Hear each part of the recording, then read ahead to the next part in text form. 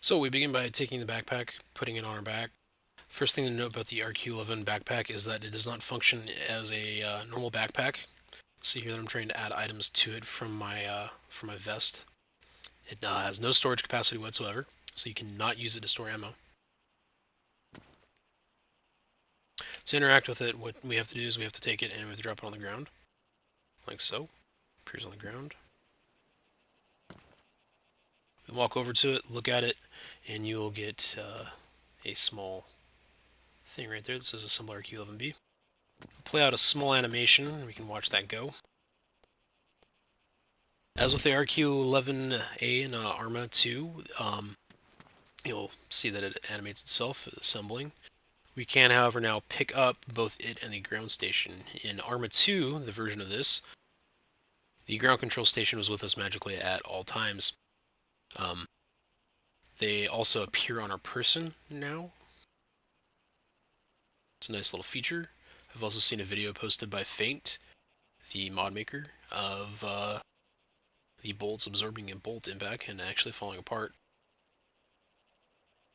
An interesting little feature.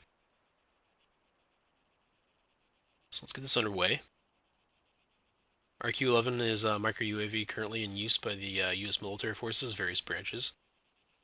We launch it through a scroll wheel command, and a small animation plays out, and we'll fly away. By opening the map, the first thing you should notice is that a small icon appears right here. This is the target icon that basically the RQ-11 flies around. It's a point that is movable through a couple of means that I'll cover shortly. Basically, this icon is the center of its orbit. It'll fly in a counterclockwise pattern, with this as its center all the time. Now, unlike in Arma 2, like I mentioned earlier, you actually have to control it through the ground control station, and since it is an actual item, we have to physically interact with it now. It's worth noting that I do not have picture-in-picture enabled for performance reasons.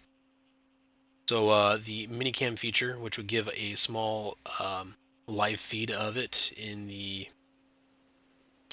upper right-hand portion of my screen while I'm playing and not looking through the camera feed itself here, I will not be able to see that.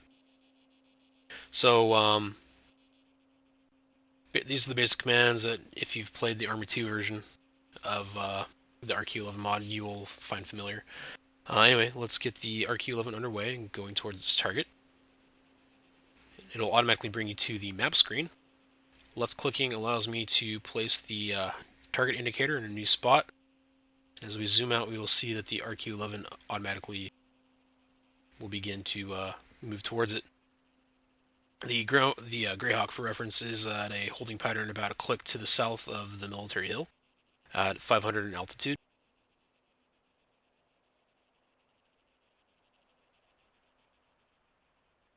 It's also important to note that the RQ-11 is only controllable through the ground control station itself. If I bring up the UAV terminal, the vanilla terminal, you'll see that I right-click on it, as I would with the Greyhawk, and I am not able to interact with it at all through that means. So, only through ground station. Going to the live feed, you can automatically see that there's a large amount of information available. On the left is the altimeter. Slightly to the right of that is the flight time. On a full charge, it has, I believe, 60 minutes of flight time. To the right, various information such as angle that it's flying at. Pardon me, not angle. Magnetic direction, compass bearing. Camera zoom, the mode, and the target position. The target position will actually read the mark that you've placed on the map that it flies around. By pushing J, we can, no, you won't see that immediately, but here is the daytime camera. The nighttime camera won't activate properly during the daytime, obviously.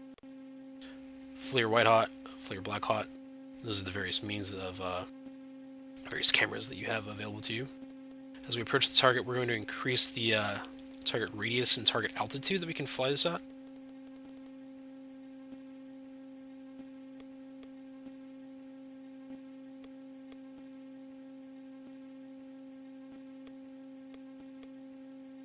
The controls are brought up by pushing J. Previously in Arma 2, these were permanently on the screen.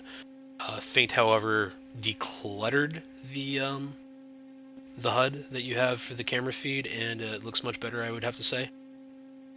Much less cluttered. Controls for increasing the radius are W, A, S, and D. Those were the same as in the previous version. N changes modes. G will exit the camera feed. It is important to note, however, that the newest feature is a targetable camera. And basically what this does is it moves the point that the RQ-11 flies around, and that is done through the numpad, and several other features of the RQ-11 are now oriented towards the numpad. So it takes a small amount of getting used to, but basically using the compass row that is on the near the target, the target reticle, we can adjust the target slowly. It's not quite as fast as with the darter, but overall I would say this mod adds a lot more functionality and usability than the vanilla darters, simply because it is rechargeable. I don't know of any actual method right now that allows the darters in vanilla Arma to be refueled, so once they're out of fuel, they're pretty much unusable. The rechargeable feature of the RQ-11 basically puts it a step above. It is a little clunky, though, to move this targeting indicator, so it takes a little bit of getting used to, but once you have some time underneath the belt, it's not too bad.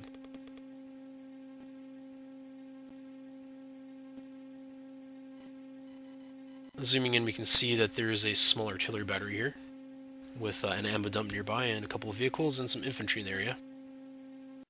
The infantry seem to have taken notice to something. Hopefully not the RQ-11.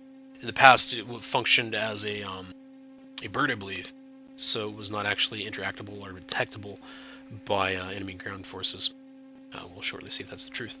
Still, two new features that this has is a green targeting laser, which can be used to indicate targets, or any other number of functions that I can't think of off the top of my head. So we have the Greyhawk to the south on standby, and we are going to activate the laser indicator, and the Greyhawk will acquire the lock automatically, as it does with any laser targeting apparatus that you can use in the game. You see it's turned on.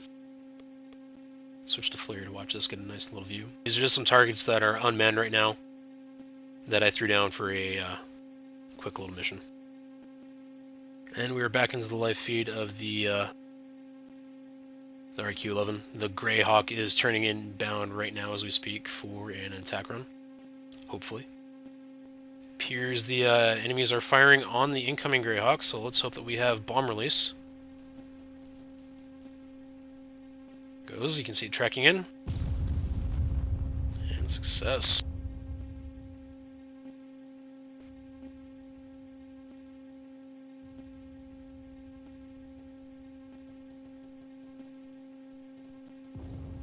And there we go.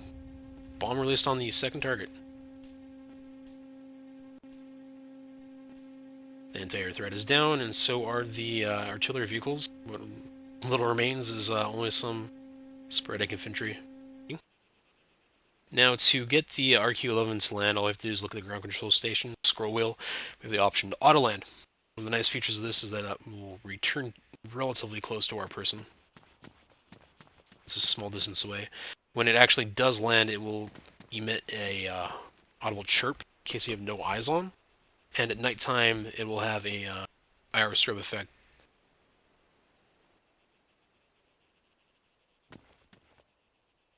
Now, if you look up, you should see, if you look towards the middle of my screen, not a very good shot. Here's the Greyhawk. Here's this green line, and this is actually the tactical laser. And not very visible during daytime, hard to see because of different contrasting features. But at nighttime, this quite bright, quite easy to see. I'm not quite sure how I'd utilize this yet, but yep. Fast forwarding again. And here comes the RQ-11 settling in for its landing. Lands quite well, very interestingly. In real life, I believe these break apart upon contact with the ground, so it's not 100% realistic, but that's the limitations of the Arma engine for you. And as you can hear, it is emitting an audible chirp.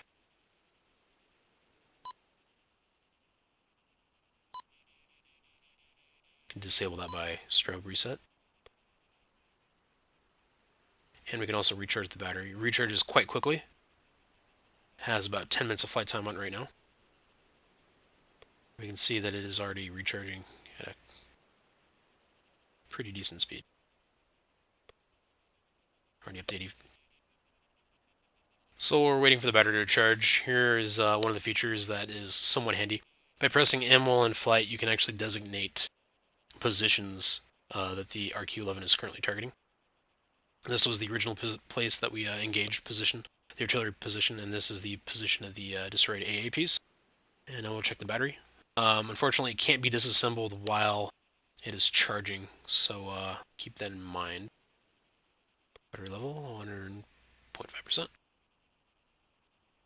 Now disassembling the RQ-11, we'll go through its animation.